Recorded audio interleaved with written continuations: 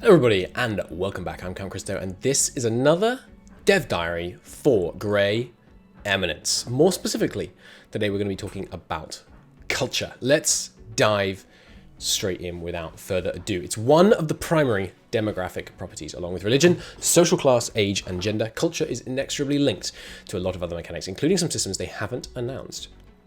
We'll tease some of them further down, but for now, let's dive straight into examining the cultures. So, in cultures, there are basically three factors that determine the nature of a particular culture: heritage, language, and customs. We're going to start off by talking about heritage. So, heritage is any event or circumstance in a culture's past that has a permanent, recognizable impact on it. Remembering that while Grey Eminence starts out in 1356, it stretches a full 600 years, so any source of heritage must be impactful enough to remain in people's consciousness for that whole time period. It's the real bedrock of a culture's identity. It's mostly immutable, generally can't be destroyed or altered. There are some exceptions, for example, when new cultures emerge, and we'll talk about that later in the dev diary. So, for example, there are two primary sources of heritage for the Portuguese: Roman and Reconquista. These are put as the two main thing that have formed the core of the Portuguese heritage. And obviously, all of this is going to be full of abstractions. So if you're Portuguese and you think there's more to it, of course there is, fair enough, but let's not, let's allow for some gamification going on here.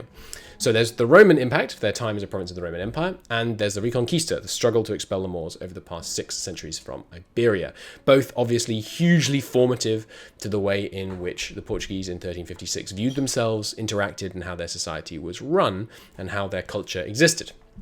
So, for example, in these specifics, the Roman Empire's control over the lands of Portugal for almost a millennium in the past, it had nonetheless left an indelible mark on the people that lived there. Notably, it introduced both Vulgar Latin, precursor of the Portuguese language, and Christianity. Reconquista, on the other hand, was freshly completed. It would leave a deep religiosity among the people and a strong deference to religious authorities for centuries to come. So then there's also the Visigothic legacy of the Portuguese, not strong enough to include as a heritage. With the structures and nobility of feudalism to date to Portugal's Visigothic period, we couldn't find a strong enough cultural impact for the people to warrant such an inclusion.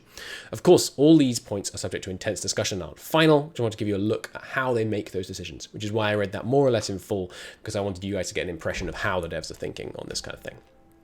So what do they actually do? They influence high-level behavior of characters that belong to a culture with these heritage. For example, we can encourage rulers or elites with Roman heritage to assist other rulers when they're under attack by non-Roman enemies, and greatly increase the likelihood if they're non-Christian. So, for example, Roman heritages will basically tend to stick together a bit because they feel like they have this common lineage, basically. Makes a whole lot of sense. In this way, we nudge the game into a somewhat historically plausible direction. It should be difficult for Muslim polities to make a reverse Reconquista and gain a foothold in Italy, whereas the Balkans will have no such cross-cultural solidarity to protect them. Speaking of the Reconquista, heritage will also impact the behavior of populations. People with the Reconquista heritage will be harder to convert away from Catholicism and will be more upset than usual when attempting secularization. That all makes sense, and once again, a very nicely created art and UI for showing the Portuguese heritage. And we can also see how many Portuguese people there are, as well as their homeland. I'm interested that Portuguese has one particular homeland. This is like the kind of primary nation of a culture in EU4, I'm guessing. And of course, yes, none of this is final, of course. The next one is language. Language is something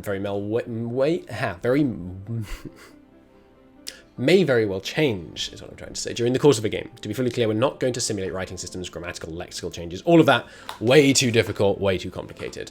As such, languages are static. Cultures can change the language they use. So, for example, the Portuguese language is part of the Romance family, alongside other languages like Castilian, Occitan, and Sardinian. Languages in the same family are similar and therefore provide a little bit of cross-cultural solidarity, not as strong as heritage, though. Tangible impact of it is for character relations. Most characters know their native language and one or two others at best. Obviously, it makes it hard to keep relations with other characters that don't speak the language. So it makes it difficult for you to have relations with characters that you can't speak to. Makes perfect sense. So if you're Portuguese, for example, and you really want to build a great relationship with France, educate your heirs to speak French, and then they'll be able to make better overtures to the French princes in the future when trying to negotiate marriages and alliances so that you can, between you, crush Castile. That's the kind of thing I'm picturing, and that's a really, really cool way to integrate language into the game in a way that's really kind of meaningful. I feel like in CK3 it feels a bit tacked on, I don't find it factoring into my planning very much, what language people speak. Whereas if you can really make it ingrained and important for not just the relations between your ruler and their ruler, but many different stages in your society and your elites, very cool. Again, you can see the number of speakers and the fact that it is indeed a Romance language. I assume hovering on Romance language would tell you, here's how much extra relations you're going to get with people of other Romance languages, and here is a list, something like that. Customs. Every culture has customs. We define them as widespread activity or behavior practiced by the members of the culture that has meaningful consequences. A very broad definition, as I'm sure you noticed, dear viewer. They're only adding customs that have some sort of impact on gameplay. We're leaving flavor customs to modders for now. Fair enough, I don't have any interest in flavor customs. They can change. Lots of these things did change. And the Portuguese culture starts with winemaking, seafaring, and wanderlust. Is that how you spell wanderlust? Wanderlust, as in a lust for wandering? Wanderlust, define. A strong desire to travel. I have never heard that. I mean, it makes sense, right? Lust for wandering, but cool word, I like it. Anyway, where were we? These customs reflect behavioral patterns in Portugal that are either fully developed or in the process of developing at the time. Obviously, they're genericized, and are not perfectly suited. But, you know, they have a systematic approach. They can't just have every culture be totally unique, so that's fair enough. Increases the desire of Portuguese people to consume wine, slightly increases wine production by Portuguese wineries. Another impact is that the wealthy Portuguese characters might try and start their own wineries if the economic conditions for that aren't ideal. So even if that's not what they would normally do, because they love wine, they might make some wineries, and who can blame them? So what makes a culture get into wine making? So first off, the majority of the culture's population has to live somewhere where it's suitable for growing grapevines. Second requirement is they must already be consuming a certain amount of wine. This is so complicated and amazing. We're not going to go super into this here, but the idea is that from natural things that emerge as part of the way that your people are living, it's going to alter their culture. And you can alter it in ways that will be beneficial or could even be detrimental to you. And that's really, really cool. We don't need to get too into the specifics, I think, but it's really interesting. If you want to go back and read it, of course, the link to the dev diary is in the description. And I think this is a really interesting system. Next, excuse me, homeland. We've gone through the structure of cultures. Take a look at some of its effects. We've assigned each culture a homeland, a country that all members of that culture will recognize as their home. Homeland countries have a few notable benefits. They're more likely to attract immigrants from their culture, makes sense. Always accept their culture for the purposes of discrimination and citizenship. Very interested to hear more about those things later.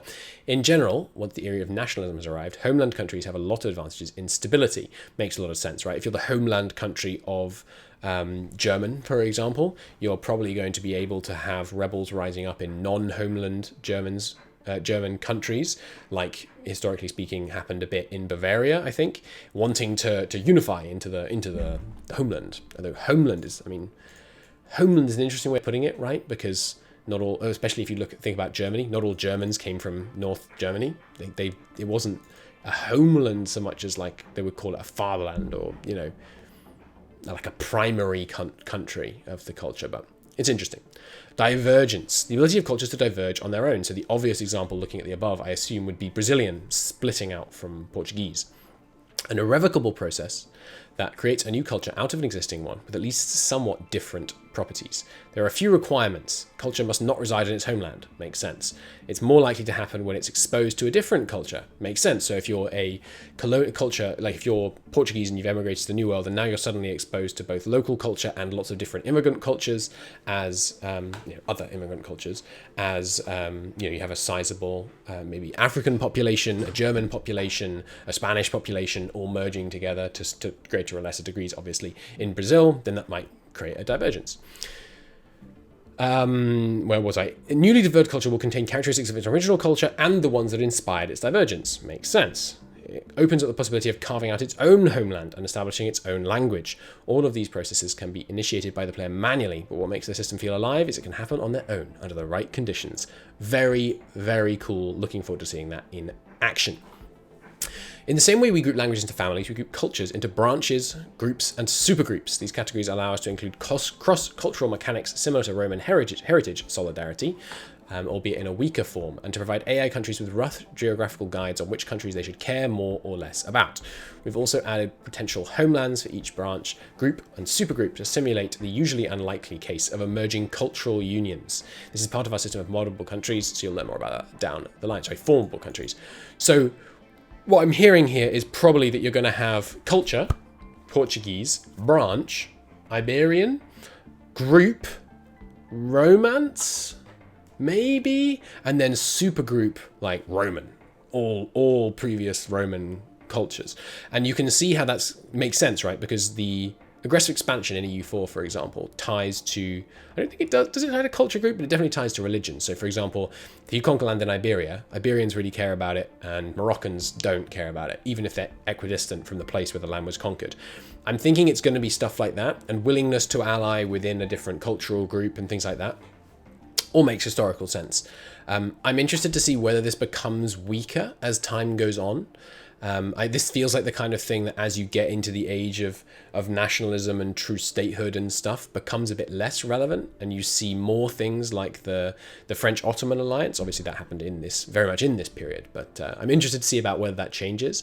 But yeah, the idea of not just culture group, but actually culture branch, culture group, culture supergroup. I really like that increased degree of granularity to allow you to reflect the fact that there are some cultures that are really quite connected and similar, and then some that are not that similar but share some common heritage. The obvious example, and again, I'm purely pulling from things I know about, I'm sure there's lots of good examples of this, but the idea of kind of Christendom being one thing, even when they're different denominations, the idea that that can be one group is interesting and results in, if it's applied well, will result in some interesting kind of plausible historical outcomes, which I think will be cool. And that is culture.